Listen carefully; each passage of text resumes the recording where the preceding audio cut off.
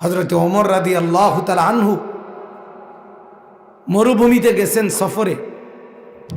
এক তৃষ্ণা, পানির তৃষ্ণা পাইছে, ওনার কাছে পানি ছিল না।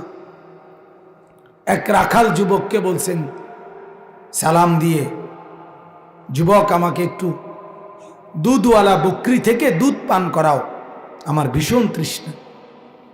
রাখাল যুবক বলতেছে, এই বকরি আমার না, আমার মনিবের আমানত, আমি তো আমার মনিবের অনুমতি ছাড়া আপনাকে দুধ পান করাইতে পারি না।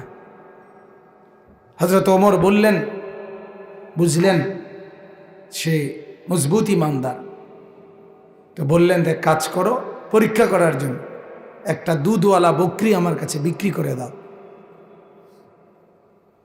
বিনিময়ে তুমি কিছু টাকা পাইবা, আমি দুধওয়ালা একটা বকরি পাবো, আমার দুধের তৃষ্ণা মিটবে, পানির তৃষ্ণা।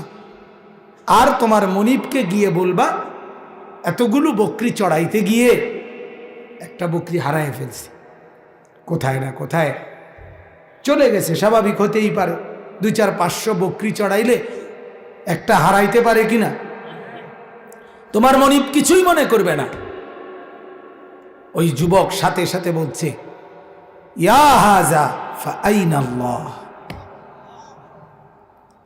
ফাআইনাল্লাহ, এ বেটা তাইলে আল্লাহ কোথায়?